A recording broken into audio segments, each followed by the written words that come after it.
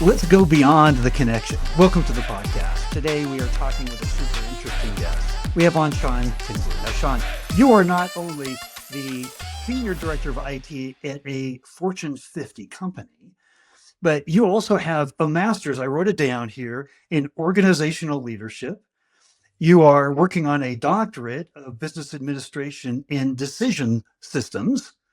And we're talking today about how important are partners, external partners, in our success.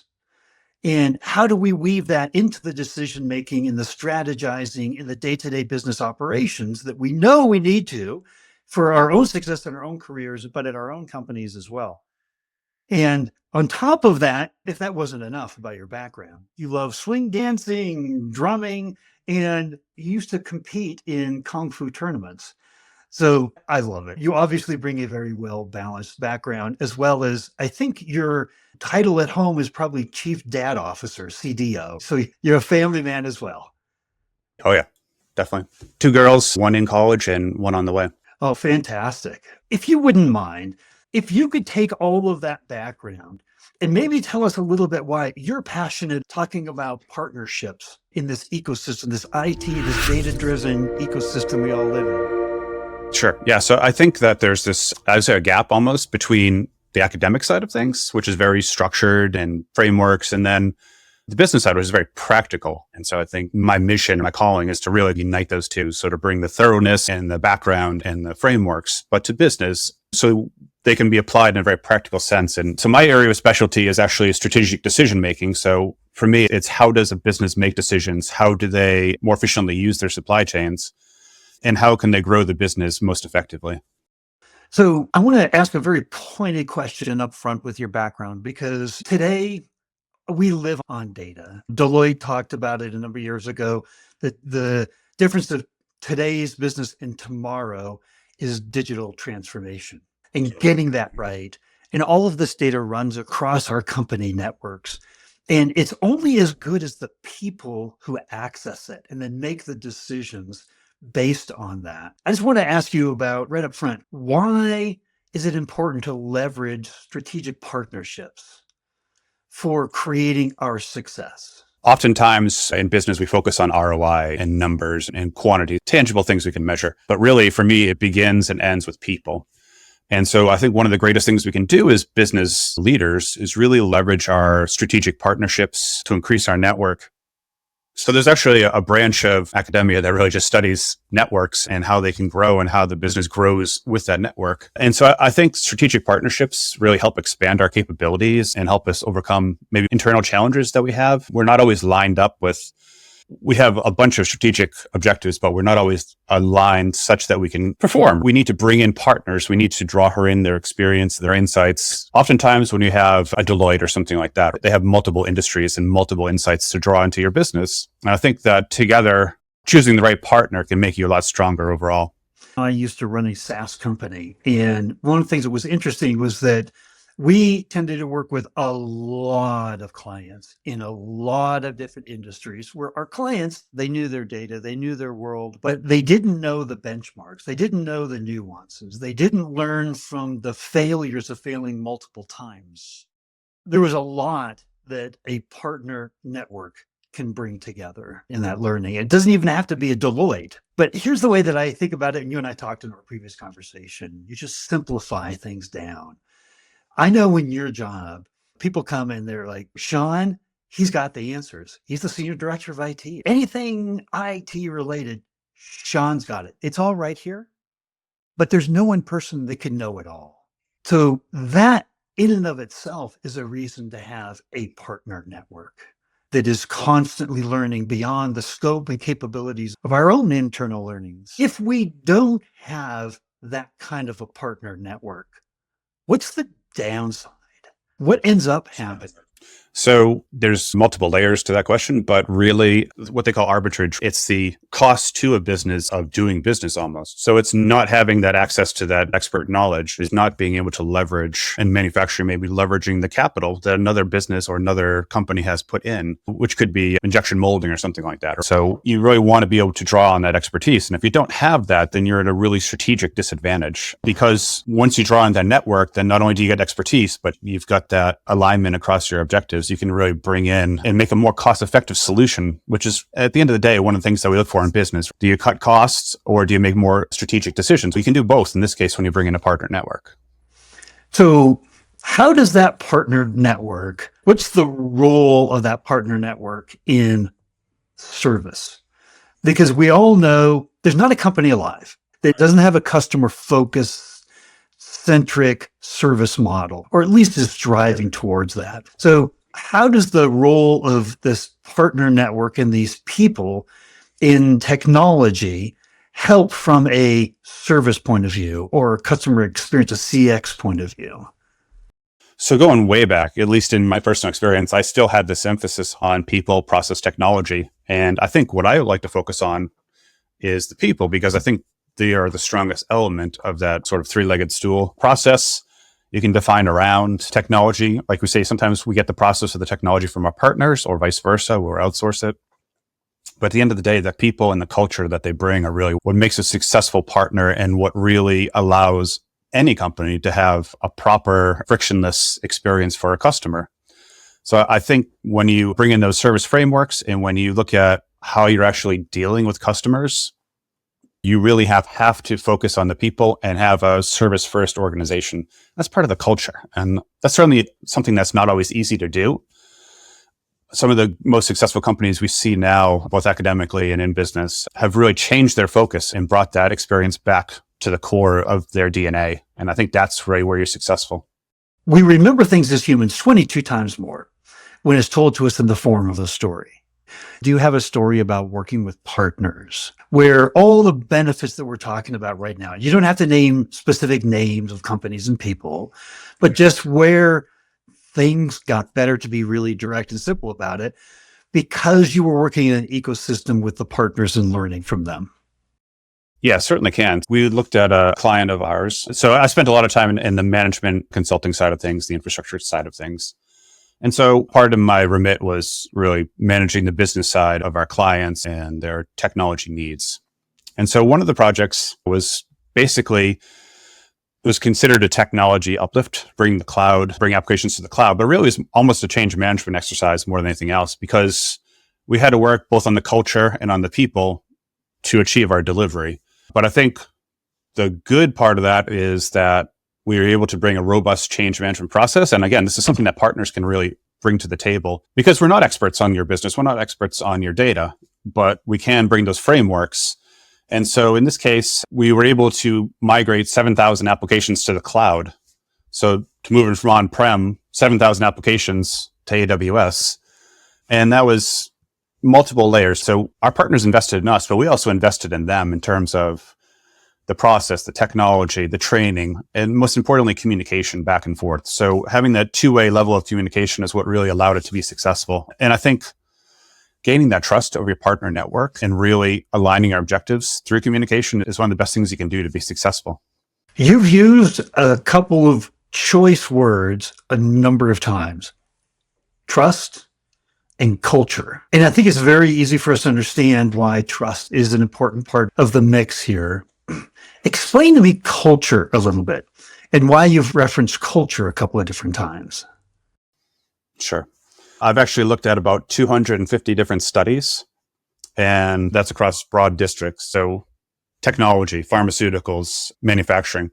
One of the greatest mediating variables, that is one of the things that contributed to the success the most, was a culture which was focused both in its success and also growing itself through a partner network. When you take those two things together, I think it's very powerful. And one of the things, like one of our success stories at my company, was actually going into a company, a very well-known company. But the problem was the culture was that there were ticket takers. They would just, whatever you said, they would do. But there was no really higher order of service. It was just very passive. And so one of our successes was to be able to go in and introduce these flexible models, and really allow them to to make them understand that if they enacted cultural change, they could be so much more effective. And not only that, but they could be so much more successful. And based on a 3-year process, we actually found that the return on investment for just changing culture and doing from a ticket taker to being proactive actually saved them $50 million over that course. So there's benefits from all sides here. It's not something we talked about before, but I have to ask this. All the research you've done in your doctorate work, in your master's work, in your practical application in IT, what was one of the most, I guess I would term it this way, surprising things that you learned about needing to work with others and establishing this culture outside of the technical prowess, the intangibles that we've been talking a lot about here? What was some of the most surprising things you've learned? People don't talk. Or if they do, sometimes their lens is very localized. It's not the big picture. It's their environment that they've been dealing with for 20 years, 50 years, whatever it is. That's the way we've always done it. We don't need to improve because this works for us now. So it's not so much that people don't want to change, it's they don't see the benefit of the change. So I think when we come in and communicate that, show them a path. As an example, I've done a lot of work where I've done mergers and acquisitions, and we've brought in companies. They work for company A on Friday, they work for company B on Monday. And how do we manage that arbitrage? And part of that is superior communication, and it's making sure that they understand there's a pathway. So I think a lot of the time the ticket taker mentality is because they're at a ceiling. They can't progress in their career. They don't have any training. They don't have any support. I think as an enabler and a partner, if we bring that along, it allows them both individual growth, and also I think it really impacts the bottom line of the company that we come into and allows them to be much more successful. I think as a partner, if I can bring that communication and that culture of excellence and instill that, I think that's job well done. In order to carry on, what you just said there basically, in my mind, is stimulating conversations within that network. Understanding, I wrote down the word as you were talking here, moving from the status quo is very difficult. Change management, which you mentioned earlier, very difficult things to do. So what are the kind of, in your mind, best practices? If you've got to help people move off the dime, you've got to get them to talk, you've got to get them comfortable moving out of the status quo and embracing change in a world where AI and technologies, ChatGPT is writing code these days, rapid change all around us. Yet one of the biggest things that you just mentioned there was it's changing people's perceptions to accept that change. Like, do you think you've been most successful in doing that?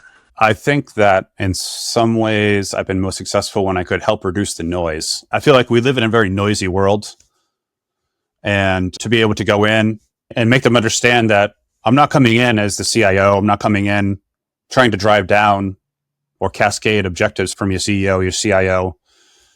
I'm working with you one-on-one to understand what your needs and concerns are. So I'm almost an arbiter between the two. As a partner, I can come in, I can make observations. They're very fact-based. There's not emotion involved. But I can also bring in the narrative from the bottom up and say, look, this is the state of the business. This is the reality of the situation. And people are struggling. And so this is some ways that we can support them in their journey in your company.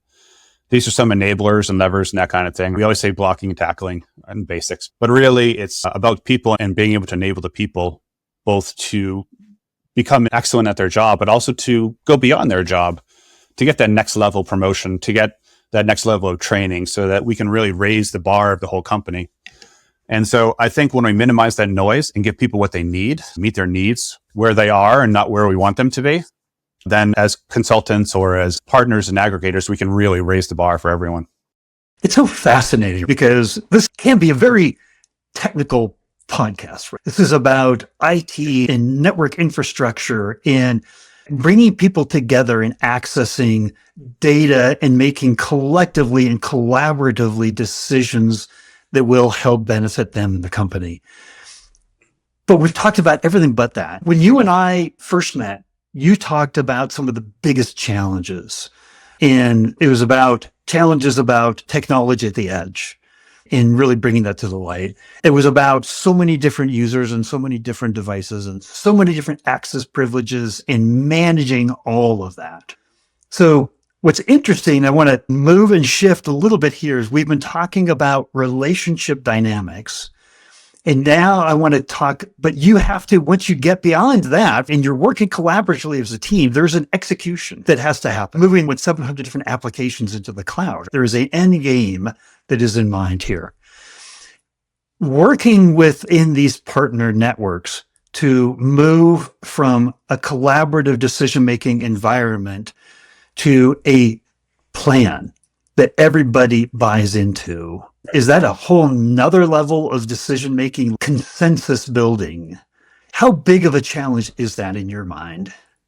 One of the cases that we had, one of our clients, we came in to really revolutionize their environment. And it was starting from the bottom up. Every individual tech, help desk person up, and then the CIO down. And so when you look at that large of a stack, I think you're really trying to understand how you're going to work with the people. How are you going to manage to their roadmap, create a roadmap maybe? You're going to map this out for 3 to 5 years. So you need to understand their objectives. You're going to need to understand what they have in place and then where they need to grow to meet those objectives. And so that's where the rubber meets the road, I guess you'd say, when you develop that strategic plan. But getting people involved in it from the beginning, we found when we moved those 7,000 applications, hey, some major problems with some of these applications. And some of these people had raised their hand for a number of years and then they just gave up because nothing was done. So I think as a force of change, when a partner comes in, you can really surface these things. You can work one-on-one with those folks, maybe first-line managers even, to understand what the concerns are and how to be more effective in implementing that plan and bringing that to fruition. As another example, we work with a hospital and we implemented $1 billion system for them.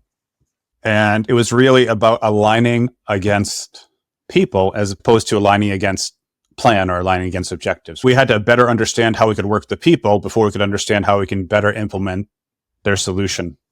And because it's a hospital, very privacy concerns aside, it's very important that we get our job done well. This is people's lives that are on the line. So it was vital that we start with the people and work upwards. The technology stack, complex, like we were saying, starting from the edge and working our way in. This is $300 million in technology. Getting the people part was key to making that implementation effective and cost effective for the hospital that we did it for, because they invest this money now and 10 years down the line, they're still reaping the benefit of it. And so that's really our intent, is to be a lever for our partners and our clients so that they can succeed 10 years down the line and really build on the foundation that we create. And again, technology is extremely important. Having that plan is extremely important. But if you don't have anyone to drive it forward with, then it doesn't matter. So starting with the people, like that people, process, and technology, if you don't get the people right, then it doesn't matter the process, it doesn't matter the technology. In that people part of the equation, and you talked about culture before, the particular culture of that hospital and the people inside of that hospital, understanding their corporate culture. How important was that? It's vital. One, like I say, when I come into a client company, you're the expert in your business, or in this case, the hospital. You're the expert in your process. You're the expert in your data. I'm not. I want to learn from you. I want to know what challenges you have. And I want to talk about how I can help you to overcome these challenges. So it's a true partnership. It's not just me coming in and dictating. It's not me listening to the CIO and then making the assumption that the CIO is all knowing and all seeing in the hospital either. I've seen time and time again, no offense to CIOs, but they don't always know everything. CEOs, C-suite, they're sometimes divorced from the real day-to-day operations. And we call it a quick scan, but it's a quick scan of the environment, get an impression of where people are, where we need to meet them. And then we dive down a little bit deeper to that next level and understand really where the challenges are and where we can help. So we don't always have the solution. We don't even always have a good answer, but we work together to get a better answer. And so that's where we like to proceed from. So we've talked about a lot, but I don't have your deep domain knowledge and expertise. What haven't we covered? What question haven't I asked that you think is important to really drive home? Our title is, how important are partners to our own internal success? What haven't we talked about that's important to talk about? I think when we have that initiative and we can successfully go into a company and kind of drive that cultural change, then on the company side, we also emphasize team development at their level, how to build high-performing teams, how to collaborate effectively with partners, how to have a consultant mindset instead of just a ticket-taker mindset. And so when we create these centers of excellence within a company, again, it raises the bar for everyone. So I think that's very important to put out there. And then the thing that we touched on but didn't get into as much, I think we did a good job of talking about our partner ecosystem management and why that's so important. But we also have to look at the impact of AI and automation, concepts like Industry 4.0 and digital twins, things like that are coming to the market and that are going to be impactful in the next 10 years. As we look at this holistically across a strategy domain, we see that Europe, Germany in particular, is actually about 10 years ahead of us in actually managing AI and these concepts. So the US at this point is actually partly doing a bit of a catch up to understand what the impact for AI is going to be across our workforce, across our partnership models, and what the impact is across hybrid workforce models. So we may be seeing an evolution in our service delivery frameworks, our service delivery domains, and we need to be cognizant of that and understand what part we're playing in that. So as a practical next steps going forward, when you create a new engagement, whether it's with a hospital network or that company that you move the 700 applications up into the cloud, what are the things that are like, I know I have to do day one. I have to get right day one. What are those priorities that will help us focus in how we think about, because the audience, we're implementing technology solutions left and right. And I don't know that as a group or as an industry, we think about the people, the partners, the collaboration, the culture, the things that you've highlighted here. What are the practical first steps that you would recommend for us? That's a really good question. So I think we start off with a quick scan of the environment, like I've been saying, and then we look at what the stack is for technology. We understand what strategic imperatives are there. And then we start the very important process of actually becoming a partner with our client, going through what their concerns are, meeting with them one-on-one. I sometimes call it the Bob approach, like that movie Office Space. We go in there, we meet with them, we figure out what's going on there, what makes sense to stay, what makes sense to prioritize. So we see a lot of the time things that we would never expect can sometimes be outsourced to us or to another partner. And as a value contributor, we need to point out, hey, this should go to Deloitte, this should go to TCL, this should go to another company because that's their expertise. But I always say maintain your core operations, whether it's manufacturing or it's IT or pharmaceuticals, it doesn't matter what the business is. You maintain your core activities here. Non-core activities, you can push off to a vendor, often because of the cost arbitrage. It's a much better return on investment for you. That's just some simple things to start with. What you just said might be one of my most important core takeaways is what are core and what are not core. Keep the things that are core to the business, the things that aren't the core, but are a big part of that whole support infrastructure. Give those to the people that is their core business. Here's what I'd love to do is our human brains, we can only retain about 3 things at a time. We've talked about a lot here. If you could give us what you think the single most important takeaway from everything that we've talked about here today would be for the audience, what would that be? I'm going to say there's 2, actually. Relationship governance. So that's informal and formal controls around trust and communication with your outsourcing partners. And then capability alignment, ensuring that your internal capabilities complement those of your partners so that together the sum of the parts is greater than the whole. And I think when you do that and you can take your non-core assets or your non-core IP, your non-core processes, procedures, and outsource those, then it's a great lever because you're going to see cost arbitrage. Your return on investment is going to be much greater when you can outsource that. But your innovation is going to be much greater because then you can focus on your core IP. You can focus on what really makes you, what your DNA is. And I think that's going to be a source of innovation going forward for any company, large or small. I love it. I have a feeling this could have been a 3-part or a 4-part podcast series, but I think you did fantastic justice to this today in helping us reorient how we think about how we're going to market. how we're working with our clients, with our partners from a technology perspective, and reorienting around people. That's huge, just huge, absolutely everything.